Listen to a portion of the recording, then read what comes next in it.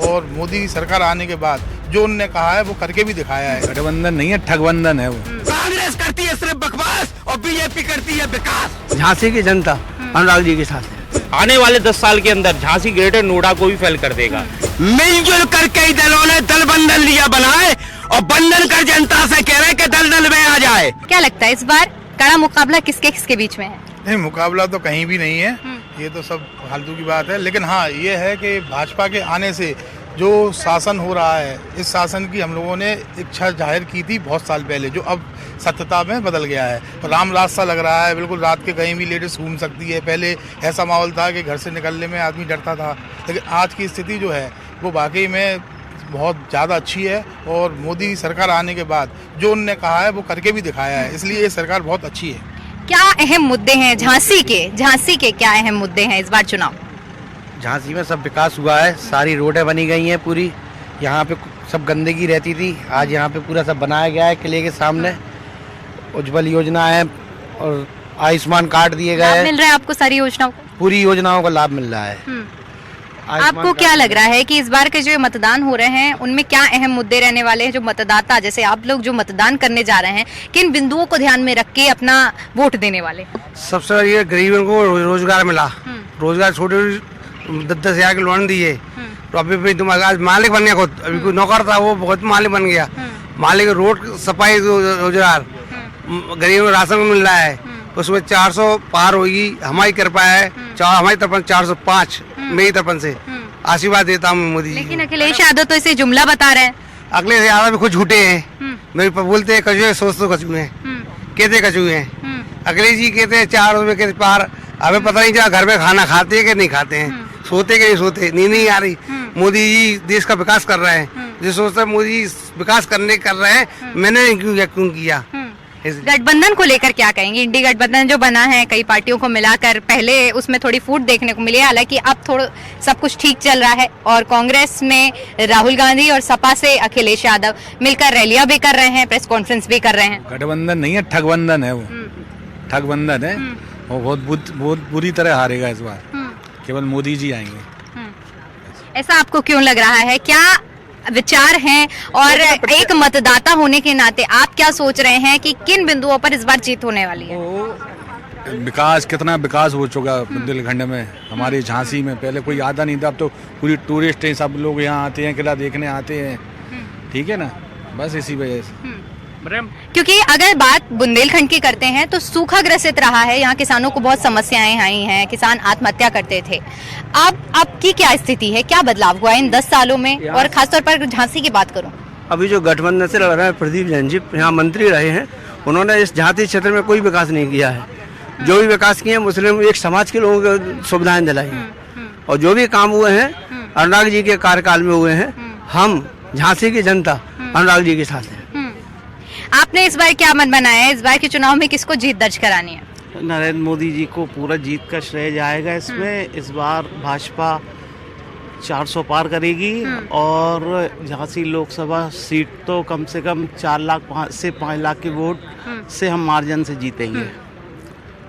कितने सालों से रह रहे हैं झांसी में आप? जन्म यही हुआ है। जन्म यही हुआ है, तो आपने हर एक दौर को झांसी में देखा होगा, जब डाकुओं का भी राज रहा है झांसी में और आज का दौर भी है। कितना बदलाव देख रहे हैं? नहीं, डाकुओं का राज तो आया नहीं। बुंदेलखंड में? बुंदेलखंड, हाँ, झांसी में नहीं रहा। झांसी तो साफ सुथरी। बुंदेलखंड की अगर बात करें ओवरऑल, तो बुंदेलखंड का जो डाकुओं का गढ़ माना जाता था, तब से लेकर अब के बुंदेलखंड में क्या तस्वीर बदली हुई है या नहीं? नहीं, बुंदेलखंड में पूर्ण रूप से विकास हो रहा है। और कांग्रेस जब तक तुष्टीकरण की राजनीति करती रहेगी, कर्नाटक में मुसलमानों को 4% जो है आरक्षण देगी, सीए का विरोध करेगी, यानी हिंदुओं को नागरिकता नहीं देनी है, जब तक गर्त में जाती आएगी। तुष्टीकरण की, भ्रष्टाचार की राजनीति को छोड़ना पड़ेगा। जब ये करती रहेगी, हमारा परचम बढ़ता रहेगा। अच्छा, ठीक है। और भी कुछ लोग आइए बातचीत करते हैं, क्योंकि जिस तरह से बुंदेलखंड की बात करते हैं तो यहाँ पर सूखे की समस्या है, किसानों ने आत्महत्या की है बड़े पैमाने पर बुंदेलखंड में। क्या ये समस्याएं दूर हुई हैं? देखिए मैडम, ऐसा है कि आपको जानकारी दे दूं मैं, बुंदेलखंड में जो हमारी केन बेतवा योजना नरेंद्र भाई मोदी जी ने जो चालू की थी 34,000 करोड़ की लागत से, हर घर नल हर घर जल, जिसकी सुविधा पूरे बुंदेलखंड के अंदर गरीब असहाय और निर्धन लोग जो हैं, जो सिंचाई के लिए जिनके पास पानी नहीं हुआ करता था, आज उनके घर में हर घर नल और हर घर जल की व्यवस्था की गई है। अब आइए पिछले 10 सालों में झांसी में विकास क्या हुआ। जब से भारतीय जनता पार्टी की सरकार आई है, हमारे सबसे पहले तो झांसी को नगर निगम का दर्जा मिला है। नगर निगम का दर्जा मिलने के बाद यहाँ पर 2 ओवरब्रिज पास हुए। एक ग्वालियर रोड का ओवरब्रिज बना है, हंसारी का ओवरब्रिज हमारे सांसद जी के प्रयास से उसको भी स्वीकृत करा दिया गया है। आज रोडों की स्थिति देखिए, चाहे बीडा हो चाहे डिफेंस कॉरिडोर हो, आप चारों तरफ झांसी में विकास की लहर दौड़ चुकी है। आने वाले 10 साल के अंदर झांसी ग्रेटर नोएडा को भी फेल कर देगा। जो अभी आपने एक क्वेश्चन किया था कि झांसी में क्या हुआ है, 34,000 करोड़ की जो किरण बेतवा योजना पानी की योजना आई है, इससे आप निश्चित तौर पर सोच सकते हैं 200 पानी की टंकी झांसी जिले और झांसी जनपद के लिए अलॉट हो चुकी है। आप जगह जगह जाके देखिए, पानी की टंकी बन चुकी है। जो दलित क्षेत्र हैं, आदिवासी लोग हैं, जो जहाँ कोई सुविधा नहीं थी, वहां पर पानी की टंकियां बनाई गई हैं। आने वाले करीब 6 महीने के अंदर हर घर जल की व्यवस्था होगी, हर घर नल लगाई हुआ है। ये हमारी योजना है। 34,000 करोड़ बुंदेलखंड के लिए हमारे प्रधानमंत्री जी ने इसको स्वीकृत किया था, जो 90% काम हो चुका है। 10% सितंबर अक्टूबर तक फाइनल हो जाएगा। ठीक है, महिलाओं से बात करते हैं क्योंकि पानी की समस्या रही है बुंदेलखंड में। ऐसे में क्योंकि हर एक मुद्दे पर बात की है उनसे, पानी की समस्या को लेकर भी बातचीत करेंगे। क्या, क्योंकि बुंदेलखंड में सूखे की बहुत समस्या रही है, किसानों को भी उससे दिक्कतें होती है। आप लोग गृहिणियां हैं, आप लोगों को घर के कामकाजों में भी बहुत दिक्कत रही होगी। क्या सूखे की समस्या से निजात मिला है? क्योंकि मोदी सरकार की ओर से हर घर नल जल योजना भी चलाई गई है, उसका लाभ मिल रहा है आप लोगों को? बिल्कुल बिल्कुल। हम लोगों को अभी सवेरे जगह 5 बजे नल आते थे। शहर वाले, सीपरी वाले हमारे यहाँ बहुत परेशान रहते, बेचारे सो भी नहीं पाते थे। नल के चक्कर में 4 बजे हम लोगों को जागना पड़ता था। तो वो हम लोगों को मोदी जी ने बहुत जल का व्यवस्था करके अब हर घर घर जल की व्यवस्था है। और जहाँ जिस जगह मान लो कभी कभी ऐसा होता है कि टंकी अंकी नहीं बनी है, तो हमारे यहाँ टैंकर जाता है नगर निगम से। टैंकर के द्वारा हम लोगों को स्थान लिख देते हैं। जैसे हम लोग की गुमनाम आ रहा है, वहाँ पर ज़्यादा पानी की व्यवस्था गड़बड़ है। और करगुआ है, क्योंकि वो ऊंचाई पर बसा हुआ है, करगुआ में जेट नहीं लग पाता है, तो वहाँ टैंकर की व्यवस्था है। महिलाओं को अधिकार देने के लिए नारी शक्ति वंदन अधिनियम इस बार भारतीय जनता पार्टी की ओर से पारित करवाया गया है। उसको लेकर क्या कहेंगी? क्या आप लोग एक महिला होने के नाते उसको लेकर सोचती हैं? क्या आप लोगों का मत है? हम मैम बिल्कुल अति उत्साहित हैं। देखिए, राजनीति में कहीं ना कहीं महिलाएं उपेक्षित रहती थी, लेकिन अब जो उन्होंने आरक्षण लागू जाएगा उसमें उनको 33% आरक्षण में हम लोगों को वहाँ लोकसभा में जाएंगे, हम लोग भी अपने देश को रिप्रेजेंट करेंगे हम लोग। तो ये तो महिला शक्ति को उन्होंने बहुत मजबूत किया है, इसके लिए तो हम लोग उनको बहुत धन्यवाद देते हैं। और बहुत अच्छा बिल आगे पारित होगा, हम लोगों को भी आगे बनने का मौका मिलेगा। पिछले 10 सालों में मोदी सरकार की ओर से बदलाव किया गया है, काम किया गया है, आप लोग जैसा कह रही हैं। अब क्योंकि देखिए हर एक जगह कुछ ना कुछ कमी रह जाती है। आने वाले 5 सालों में जिस तरह से आपने बताया है कि आप लोग फिर से एक बार मोदी सरकार चाह रही हैं, तो वो क्या काम आप लोग चाहेंगे कि ये बदलाव हो आने वाले 5 सालों में? हाँ, बहुत कुछ किया है सरकार ने, बीजेपी ने, महिलाओं के लिए भी, सभी के लिए, हर कैटेगरीज को देखते हुए उन्होंने बहुत अच्छे काम किए हैं। कुछ टाइम पहले जब सपा शासन यहाँ हुआ करता था, तो हम लोगों ने ऐसा वक्त भी देखा है कि 3-3 दिन बिना लाइट के हम लोग रहे हैं। और आज का वक्त ऐसे ही कि मैं स्वयं नैना बाखरे अगर मेरे पावर हाउस गल्ला मंडी में फोन करती हूँ कि लाइट नहीं आ रही है, तो विद इन सेकेंड वो कहते हैं मैम थोड़ी सी समस्या होगी, अभी लाइट आएगी। तो मतलब एक फोन कॉल करने का, मैं एक समाज सेवी हूँ, मेरी कॉल करने का इतना इफेक्ट पड़ता है, कॉल लाइट आ जाती है। तो सरकार और क्या दे, इतना सब तो कुछ सरकार दे रही है कि हम लोग खुद पावर में मानते हैं कि बदलाव हुआ है। आप लोग क्या सोचते हैं? क्या लगता है बुंदेलखंड की दशा और दिशा, जिस तरह से पीएम मोदी ने कहा था कि सब बदली जाएगी, बदली है या नहीं बदली? बदली है, पूरी बदली है। बहुत कुछ बदलाव हुआ है। आज बहू बेटियां वगैरह, पहले समाजवादी पार्टी की सरकार में ये था कि बेटियां अकेली जा नहीं सकती थी, प्लॉट खाली नहीं रहते थे, अगर बाउंड्री अगर प्लॉट पे है नहीं तो वो प्लॉट कब्जा हो जाता था। और उनने जो नारा दिया था ये सही दिया था कि समाजवादी का नारा, ये प्लॉट खाली हमारा है।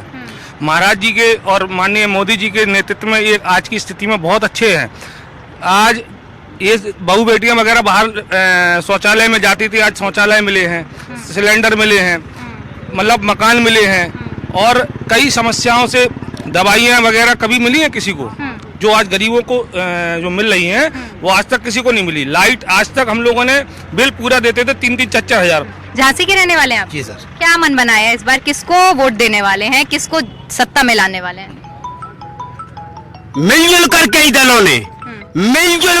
दलों ने दल बंधन लिया बनाए और बंधन कर जनता से कह रहे कि दलदल में आ जाए।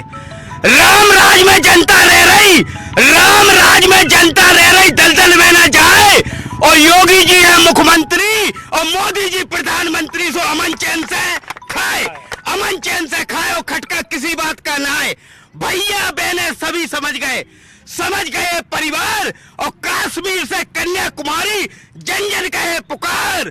फिर से एक बार मोदी सरकार और अब की बार 400 पार। क्या काम करते हैं आप? मैं आर्टिस्ट हूँ, लेखक हूँ, कवि हूँ, बीजेपी का धुआंधार प्रचारक हूँ। अच्छा, प्रचार भी करते हैं बीजेपी का, बहुत शानदार।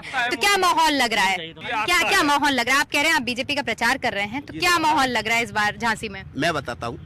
विपक्षों की सरकार में, विपक्षों की सरकार में अपराधी अपराध कर सुख से रहते सोए और जनता बेचारी परेशान थी, फरियाद न सुनता था कोई। और बीजेपी के राज में जनता अमन चैन से सोए और अपराधी है जेल में बैठे बैठे करम ठोकरे रोए। अखिलेश यादव कह रहे हैं कि एनडीए ने जो कहा है कि 400 पार का नारा दिया है एनडीए ने, उसको जुमला बता रहे हैं। उस पर क्या कहेंगे? कुछ उस पर भी लिखा है आपने? मैं बताता हूं। जब जब बनी विपक्ष सरकार, जब जब बनी विपक्ष सरकार, करो है सबई ने भ्रष्टाचार, जनता पे खूब किया है अत्याचार, नियम सब तोड़ डाले। बीजेपी की है सरकार, बीजेपी की है सरकार, डबल इंजन की है सरकार। देश में प्रदेश में विकास के डबल ही चल रहे कारोबार। बीजेपी नियमों को जोड़ती है, विपक्ष नियमों को तोड़ती है। कांग्रेस करती है सिर्फ बकवास और बीजेपी करती है विकास। बहुत बहुत शुक्रिया। तो ये थी हमारे साथ झांसी की जनता और जिनका क्या मत रहा है इस बार, उन्होंने क्या मन बनाया है और किसको सत्ता में काबिज कराने वाले हैं, ये हमने आप तक पहुंचाया है। ऐसे ही हर एक लोकसभा क्षेत्र तक हम पहुंचने का प्रयास कर रहे हैं और आप तक ये मैसेज पहुंचाने की कोशिश कर रहे हैं कि आखिर इस बार देश की जनता ने क्या मूड बनाया है और किसको देश की सत्ता की कुर्सी में काबिज कराना है। कैमरा पर्सन राज के साथ मैं दीपिका ओझा, झांसी।